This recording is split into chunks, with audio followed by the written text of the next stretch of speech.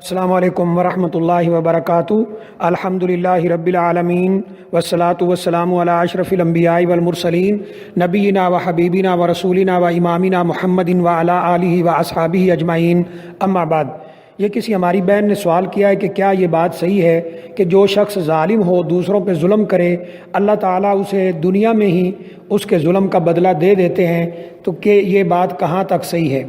دیکھیے، اس سلسلے میں پہلی بات جو قابل ذکر ہے وہ یہ ہے کہ جو شخص دوسروں پر ظلم کرتا ہے، اللہ تعالیٰ دنیا میں بھی اسے اس کے ظلم کا بدلہ دیتے ہیں۔ ضروری نہیں کہ جس طرح کا ظلم اس نے کیا ہو اسی طرح کا بدلہ اس سے لیا جائے، بلکہ اس بدلے کی کئی شکلیں ہو سکتی ہیں، جیسا کہ اس کی اولاد کا نافرمان ہونا، روزی میں برکت نہ ہونا، اور اسی طرح دل کی بے چینی اور پریشانی، اور اس طرح یعنی اور جو مصائب ہیں اس کے اوپر نازل ہونا، یہ لازمی رہتا ہے، کیونکہ جو دوسروں پر ظلم کرتا ہے اس کو کبھی بھی دلی سکون نہیں مل سکتا ہے۔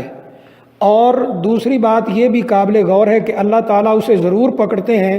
ہاں، یہ ہو سکتا ہے کہ دنیا میں اسے کچھ مہلت ملتی ہے، ڈھیل دی جاتی ہے۔ اللہ تعالیٰ نے قرآن مجید میں فرمایا ہے، انما نملی لہم لیزدادوا اثما ولہم عذاب مہین۔ بعض دفعہ ہم ظالموں کو اس لیے بھی ڈھیل دیتے ہیں کہ وہ اپنے گناہ میں اور آگے نکل جائیں اور اللہ کی نافرمانیاں کر لیں، اور پھر ان کے لیے انتہائی دردناک عذاب ہوتا ہے۔ یہی بات رسول اللہ صلی اللہ علیہ وسلم نے فرمائی ہے۔ ابی موسیٰ اشعری رضی اللہ تعالیٰ عنہ روایت کرتے ہیں کہ نبی اکرم صلی اللہ علیہ وسلم نے فرمایا، ان اللہ لا یملی للظالم، کہ اللہ تعالیٰ ظالم کو مہلت دیتا ہے، فَإِذَا أَخَذَهُ لَمْ يُفْلِتْهُ، اور جب اسے پھر پکڑتا ہے تو اللہ تعالیٰ اسے کوئی مہلت نہیں دیتا۔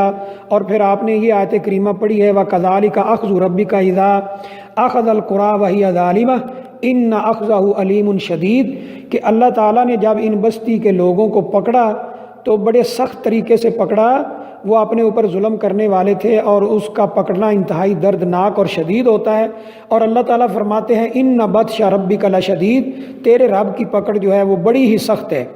تیسری بات یہ ہے کہ جس پر ظلم ہوتا ہے یعنی مظلوم، اس کی بد دعا اللہ تعالیٰ سنتے ہیں۔ نبی کریم صلی اللہ علیہ وسلم نے فرمایا کہ اتق دعوت المظلوم، مظلوم کی بد دعا سے ڈرو۔ اور ڈرنے کی وجہ کیا ہے کہ اس کے اور اللہ کے درمیان کوئی پردہ نہیں ہوتا، یعنی مظلوم کی بد دعا اللہ تعالیٰ سن لیتے ہیں۔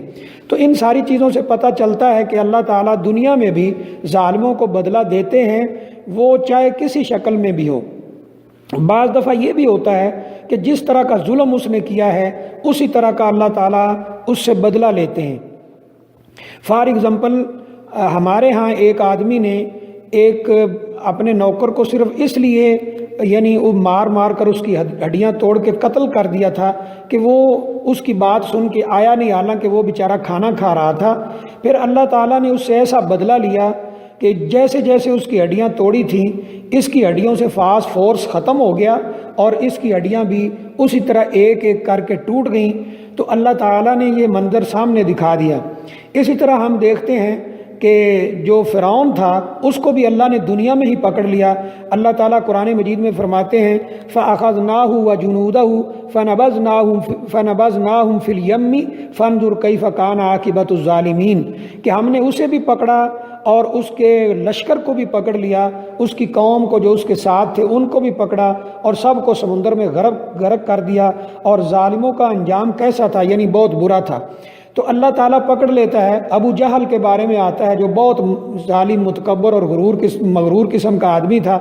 جب بدر میں وہ قتل ہوا، اس کے ساتھ کئی سردار قتل ہو گئے، تو نبی صلی اللہ علیہ وسلم نے انہیں کنویں میں پھینکوا دیا، اور کنویں کے منڈیر پر کھڑے ہو کر ان کو مخاطب کر کے کہا کہ بتاؤ، اللہ نے جو تمہارے ساتھ وعدہ کیا تھا وہ سچ ہوا ہے کہ نہیں، اور جو ہمارے ساتھ نصرت اور فتح کا وعدہ تھا وہ اللہ تعالیٰ نے سچ کر دیا ہے۔ تو اللہ تعالیٰ ظالم سے بدلہ دنیا میں ہی لیتے ہیں، چاہے تو اسی طرح کے جس طرح اس نے ظلم کیا ہو اس طرح کا، یا پھر دوسرے مصائب میں اس کو گرفتار کرتے ہیں۔ اور جب وہ دنیا سے چلا جائے گا تو لازمی بات ہے کہ قیامت والے دن وہ جن پر ظلم کیا ہوگا ان کا ہاتھ ہوگا اور اس کا گریبان ہوگا۔ حدیث میں پوچھا گیا تھا، نبی صلی اللہ علیہ وسلم نے پوچھا کہ مفلس کون ہے؟ صحابہ کرام نے فرمایا کہ ہمارے ہاں تو مفلس وہ ہے الذی لا درہم لہ ولا دینار، جس کے پاس نہ درہم ہو نہ دینار ہو۔ آپ نے فرمایا نہیں، یہ مفلس نہیں ہے۔ قیامت والے دن ایک شخص آئے گا، اس کی بڑی نیکیاں ہوں گی، لیکن اتنی دیر میں کچھ اور لوگ آ جائیں گے۔ ایک آئے گا، وہ کہے گا اس نے مجھے مارا ہے، کوئی آئے گا مجھے ظلم کیا ہے۔ اللہ تعالیٰ فرمائیں گے اس کی نیکیاں ان کو دے دو، کیونکہ وہاں درہم دینار نہیں ہوں گے، وہ نیکیاں ان کو ملیں گی حتیٰ کہ اس کی نیکیاں ختم ہو جائیں گی۔ تو اللہ تعالیٰ سے فرشتے عرض کریں گے کہ اب اس کی نیکیاں تو ختم ہوگی۔ اللہ فرمائیں گے ان مظلوموں کے گناہ پکڑو اور اس پر ڈال دو اور اس کو جہنم میں پھینک دو۔ تو قیامت والے دن تو اللہ نے ظالم کو پکڑنا ہی پکڑنا ہے۔ ہاں اگر وہ دنیا میں مظلوم سے معافی مانگ گیا، اس کا حق پورا دے گیا، تو اللہ تعالیٰ معاف کرنے والے ہیں۔ تو بہرحال کسی نہ کسی شکل میں وہ اللہ کی پکڑ میں رہتا ہے۔ لازمی نہیں کہ جس طرح کا اس نے ظلم کیا ہو اسی طرح کا عذاب اس پہ نازل ہو۔ تو بعض دفعہ ایسے بھی ہو جاتا ہے جیسے میں نے ذکر کیا ہے، اور بعض دفعہ ایسے بھی ہوتا ہے کہ اللہ تعالیٰ اور مصائب میں اسے گرفتار رکھتے ہیں اور پریشانیوں میں گرفتار رکھتے ہیں، اور وہ اسی طرح زندگی گزار کے چلا جاتا ہے اور وہاں اللہ تعالیٰ کے عذابوں کا شکار ہو جاتا ہے۔ کیونکہ اللہ کا قانون، اللہ کی عدالت انصاف والی ہے۔